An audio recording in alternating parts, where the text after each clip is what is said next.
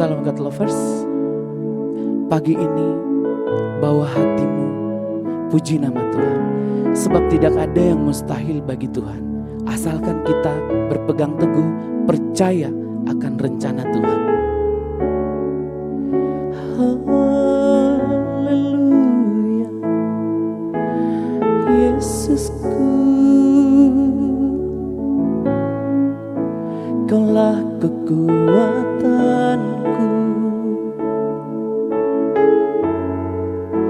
Engkaulah harapanku. Tak kuandalkan kekuatanku saat hadapi badai hidupku. Kaulah kekuatanku, Engkaulah harapanku. Tak kuandalkan kekuatanku saat hadapi badai hidupku. Ku percaya Engkau Tuhan berkuasa, Kau sanggup memulihkan hidupku. Dalam tangan-Mu ku serahkan seluruh hidupku. Tiada yang mustahil bagimu, Yesusku. Haleluya, tiada yang mustahil bagimu, sebab Kau Allah yang luar biasa. Terima kasih Tuhan.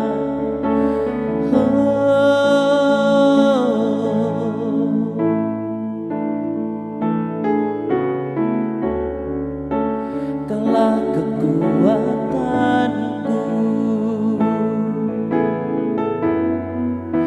Engkaulah harapanku. Tak kuandalkan kekuatanku saat hadapi badai hidupku.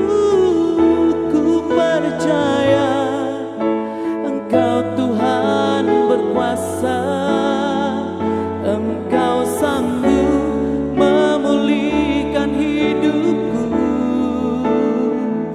Dalam tangan-Mu ku serahkan seluruh hidupku. Tiada yang mustahil bagimu, Yesusku.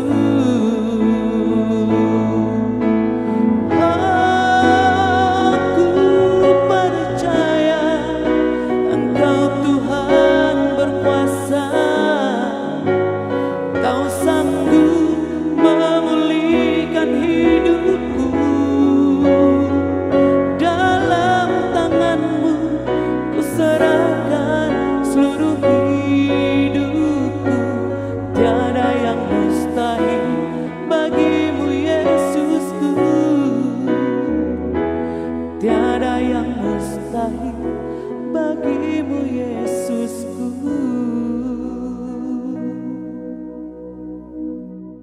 Salam God's Lovers, bertemu kembali dalam program Words from Heaven. Kita akan lanjutkan untuk bagiannya yang kedua, memasuki tahun pemenuhan tujuan ilahi atau entering the year of fulfilling divine purposes. Di sini saya akan menjelaskan, semua kita akan tentu jauh lebih memilih the season of pain atau season of pleasure. Kalau season of pain, kita harus menghadapi banyak tekanan, banyak kekecewaan. Terkadang tanah hati kita pun menjadi kering. Tapi disitulah saudara, Tuhan sedang membajak tanah kita, membajak hati kita untuk siap menjadi lembut, untuk siap berbuah dengan hal-hal yang baik. Season of pleasure tidak mungkin terjadi tanpa ada kita melewati season of pain, di mana kesakitan kita, di mana kekhawatiran kita, di mana keterpurukan kita itu akan Tuhan ganti menjadi season of pleasure, menjadi satu kelimpahan, satu keberkatan, baik jasmani maupun rohani. Tuhan memberikan hal yang terbaik di dalam kehidupan kita. Namun coba perhatikan di sekeliling kita. Saya percaya bahwa masing-masing kita setidaknya mengenal satu atau dua orang yang sungguh-sungguh telah hancur hidupnya ketika justru mereka mengalami season of pleasure. Kenapa? Ketika kelimpahan dan kekayaan melingkupi mereka, ketika mereka dipromosikan dan memiliki satu kekuasaan, dulunya baik, waktu season of pain, waktu Tuhan membajak hatinya, dulu dia baik, rendah hati, dan lain sebagainya. Tapi justru setelah kaya, di mana hati itu yang sudah Tuhan bajak, itu dipenuhi dengan kelimpahan-kelimpahan yang menjadikan seseorang itu lupa. Itu banyak. Kita bisa melihat orang-orang di sekeliling kita. Kita bisa melihat dimanapun di dalam kehidupan kita. Seperti itulah yang terjadi jika kita tidak tampil sebagai pemenang di musim kemarau, di season of pain. Kita hanya melewati saja. Begitu Tuhan berikan berkatnya, begitu Tuhan pulihkan, kita menerima dengan segala sukacita. Sampai tanah yang sudah dibajak pun, hati yang sudah Tuhan pulihkan, hati yang sudah Tuhan kuatkan untuk bisa melewati kekeringan itu, musim kemarau itu, menjadikan seseorang itu lupa. Faktornya itu karena kurang bersyukur.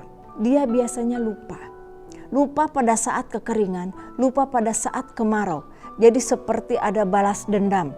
Kemarin saya susah, kemarin saya hidup dalam keterpurukan. Sekarang Tuhan sedang memberkati saya. Itu menjadi bagian dari kalimat yang sering diucapkan oleh sebagian orang. Pada saat hidup di dalam season of pleasure, pada saat hidup di dalam kelimpahan. Banyak sekali orang lupa, yang tadinya begitu baik menjadi sombong. Yang tadinya begitu rendah hati, banyak bersedekah menjadi pelit. Ada istilah, ini orang kok semakin kaya semakin pelit. Tapi begitu disinggung, kan saya juga berjuang.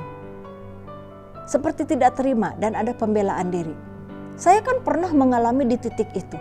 Pada saat ini saya sudah diberkati. Bagaimana sulitnya mencari uang. Tapi di sisi lain, semakin tangan mengepal. Karena apa? Karena hati itu tidak dia jaga, tidak dia rawat. Tanah yang Tuhan sudah bajak menjadi baik. Tuhan berikan satu pupuk yang subur, benih yang subur. Lupa untuk menjaganya. Itu yang kerap terjadi.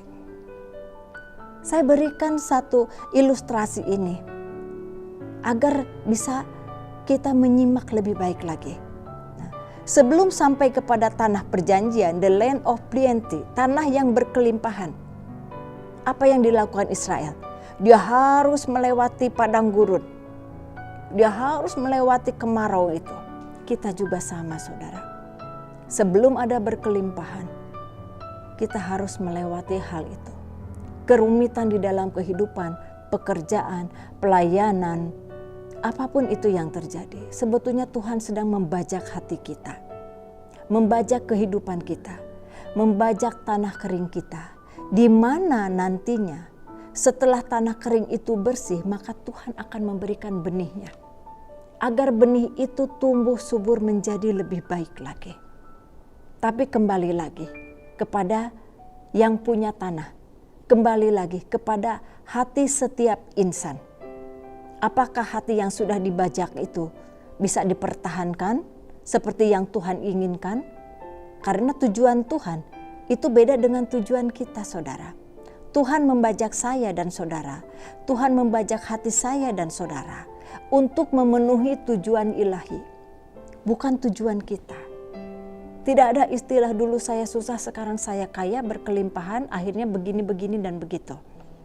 Tapi setelah Tuhan pulihkan dalam berbagai hal, justru disitulah kita harus bisa memenuhi tujuan ilahi di dalam kehidupan kita, saudara. Hal ini hanya segelintir orang yang bisa memahaminya. Selebihnya terlena dengan kekayaan, terlena dengan kelimpahan, dan menjadi jauh daripada tujuan ilahi tersebut. Itu yang terjadi pada saat ini.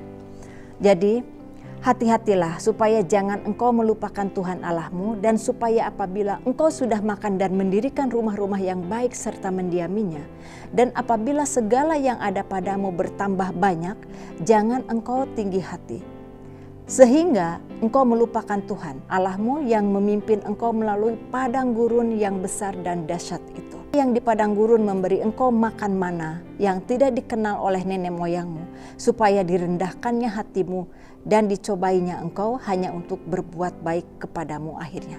Jadi jangan lupa saudara, pada saat Tuhan membajak hati kita, Tuhan punya tujuan, agar tujuan ilahi ada pada kehidupan saya dan saudara. Mari kita berdoa.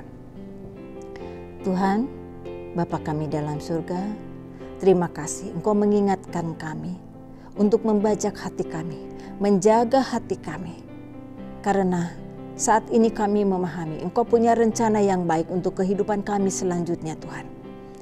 Agar pada saat kami bisa melewati musim kemarau ini, untuk menuju kepada kelimpahan, kami bisa menjaga hati kami. Kami bisa menjaga tujuan hidup yang sudah Engkau gariskan di dalam kehidupan kami. Terima kasih Tuhan, Engkau selalu mengingatkan kami untuk tetap ada di dalam koridor yang menjadi tujuan ilahi di dalam kehidupan kami. Hanya di dalam nama Tuhan Yesus kami telah berdoa. Amin. God's Lovers diharapkan membagikan link YouTube renungan ini kepada saudara, kerabat, dan teman. Terima kasih, Tuhan Yesus memberkati.